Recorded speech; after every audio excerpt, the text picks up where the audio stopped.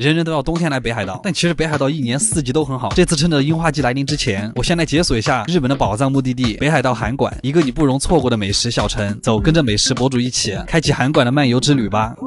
落地函馆之后准备去吃东西，他说他自己有超棒的探店攻略，我说我不服，原来他是在订了民宿之后，从房东那里得到了很多地道推荐，我们就来看一下行不行。函馆有个特点就是海鲜很好吃，第一站房东超级推荐的海鲜市场。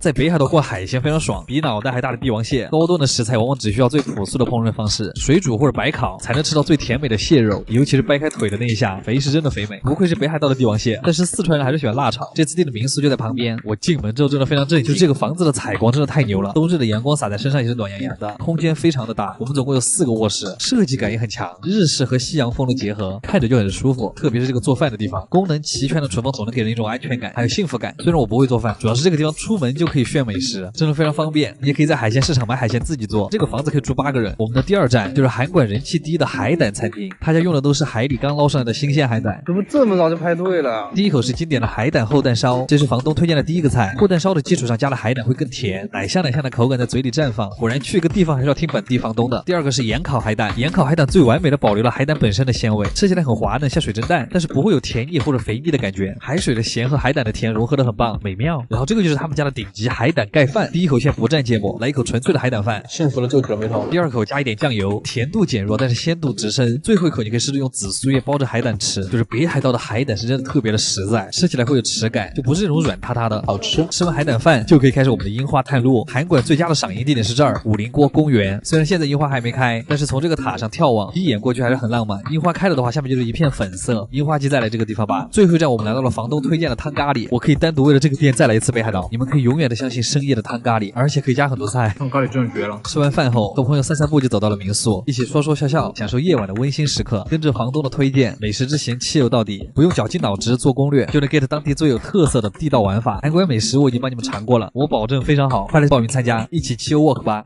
我一直很好奇，成都的米其林到底是怎么开下去的？虽然它作为一个全球范围内的餐厅指南，被很多人认为是一项很重要的荣誉啊。除了成都人啊，我们虽然有自己的川麒麟，但是米其林也没有那么糟糕。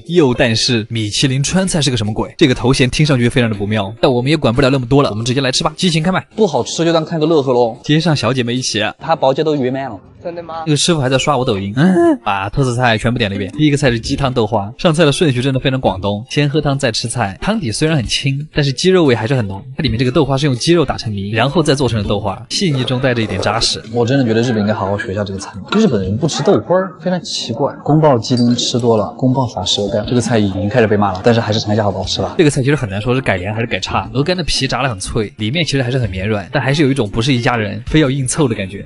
对不起，还是鸡丁好吃。这个菜我今天很期待，来成都就是一定要吃青花椒，成都的青花椒那可是我们的自豪，一点不夸张。扑面而来的冲鼻的青花椒味，它打通了我的嗅觉。里面煮的是薄切的牛舌尖肉，嚼起来脆脆的，特别像干锅蹭小卷根，你吃2片就会觉得舌头跟嘴皮都很发麻。我会以为米其林的菜是针对所有人的，但没想到师傅来真的。然后是一大盆川式佛跳墙，里边的料巨足，丸子、海参、鸡、鲍鱼、排骨、五花肉、猪蹄、鹌鹑蛋，真的很夸张。川式佛跳墙，它那个料质的调味其实很像蒜苗回锅，就是吃得出来放了很多八角，它吃起来是满嘴的胶质感，那个汁粘在你的嘴唇上，张口闭口会有很粘稠的感觉。再来一口炖的稀烂的把子肉，它的皮真的超级的烂，然后是粉蒸肉。我感觉我从小到大不管什么场合什么席，只要上桌就会有这个菜，因为它是放在橘皮里，它那个肉都染上了一层果香。但是这个橘皮吧，它主要是在造型上起到一个作用。然后是川式青花椒和牛，因为它油脂很多，对它真的很适合爆炒。这个菜调味真的很好，就是有锅气爆炒过后那种椒麻的感觉。这个是他家特别特色的特色菜，总的来说就是红烧肉。成都竟然有专门的红烧肉排名。这个调味是偏果甜的那种甜味。这个做法应该是先炸了一次，去掉多余的脂肪，然后再焖煮，直到它变得软烂。据他说的是东坡肉的改良版，肥而不腻。咬下去之后，嘴巴里会快速充满香甜油润的感觉，就它那个淡淡的果香和油香会很快传到你的身喉，就是很想让人刨饭。真的是樱桃肉，它那个脂肪里面会有樱桃的味道。来一碗老成都蛋炒饭吧。蛋炒饭配红烧肉，我早就想这样吃了。就算你吃腻了，到四川真的很推荐你来一份四川豌豆丁儿，贼拉香，很想念成都的豌豆面。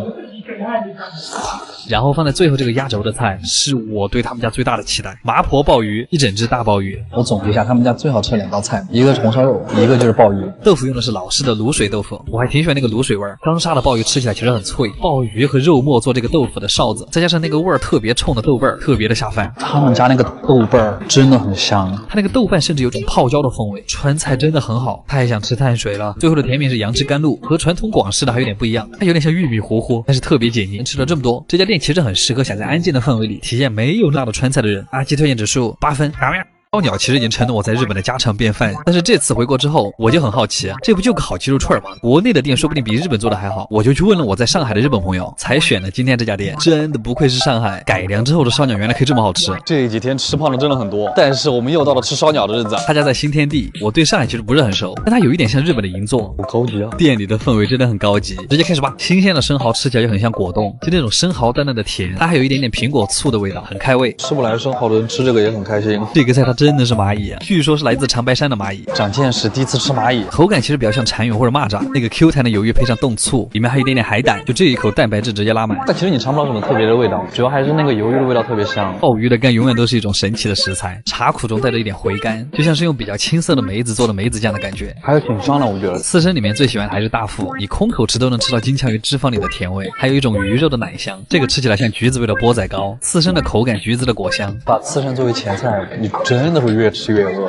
又是第一次见到的吃法，可能是因为鹅肝刮成了粉状，所以鹅肝的味道会更浓。它这块油脂刚刚好的中腹，就像是裹了一层花生酱，吃在嘴里甚至绵绵的。这个菜如果它能够像2坨就好了。这个像 taco 一样的菜，最下面是鳕鱼皮的薄脆，上面是生牛肉、甜虾、海胆、鱼子酱，加上一点紫苏叶的小花，吃起来就是肉感特别足。下面那个鳕鱼皮特别油香，就特别像东北煎饼里的薄脆，真厉害。然后接下来就是烧鸟了，我怎么感觉比日本还专业啊？非常的夸张。鸡腿肉的梅子酱刷的比较多，虽然盖住了一些炭香，吃得出来芳龄不超过18，就出来工作养家。鸽子腿的那个肉的韧劲，就让我想起了第一次吃兔子肉的那种感觉，没啥汁水，那就是嚼起来特别香。它那个肉吃在嘴里面的时候，非常像鹅肉的味道。毫无疑问，我最喜欢的蔬菜的环节，它里面的水煮的真的很好。这个东西在日本卖的很贵，鸡心依然很有嚼头，但是吃起来有点像卤鸡胗的味道，但是它里面还是软嫩的。这个烤虾的味道很厉害，它像是被鸡汤泡过，虾肉里面浸满了鸡皮的精华，嚼起来就是脆糯脆糯的口感，好神奇的味道。内腿肉是最难烤的，这个鸡皮很像北京烤鸭里面单独拿出来蘸白糖的那个部位，咀嚼的时候能清晰感受到鸡汤在往你的喉咙里面灌。它这一块的鸡肉吃起来特别像牛蛙的后腿肉，这串是鸡脚筋连的鸡皮一块烤，里面还有一坨小脆骨，然后是蹄灯，这个是他们家特制的蹄灯，跟别的蹄灯还不太一样。后面的那块肉用的不是卵巢，而是鸡心的边，所以这一串其实很奢侈，因为蹄灯的那个蛋液和鸡心的味道特别配，就是你的牙缝间都是蛋液的味道，你的舌头跟生喉都得到了同等的待遇。这个是一个烤年糕加海苔，咬开年糕中间还有芝士，奶香特别足，其实很像早市上面那种糖饼。最后的主食是和牛海胆饭，就是烤肉盖饭有些时候会很干，但是海胆就刚好弥补了这一点。用蛋液裹满饭粒之后，一定要一勺带着海胆跟和牛，在和牛的脂肪化开之前，先尝到的是海胆加蛋液的味道，然后和牛的油味再会慢慢上来。这个菜特别的扎实，因为它是用的很厚很厚的一粒和牛肉，这种黏糊糊的拌饭真的很好吃，像是米饭版的东北黏糊麻辣烫。海胆拌饭是真的很好吃。最后的甜品是哈密瓜，但是加了茅台，我没这样吃过。这个跟西瓜上面撒盐是一个道理吗？没有吃过粉菠萝，吃起来有一点百香果的味道，好好吃啊！怪不得粉菠萝卖这么贵。总的来说，现在国内的烧鸟怎么这么厉害？感觉比起日本来说，真的很多创新。阿基推荐指数8.5分，咋样？好撑啊！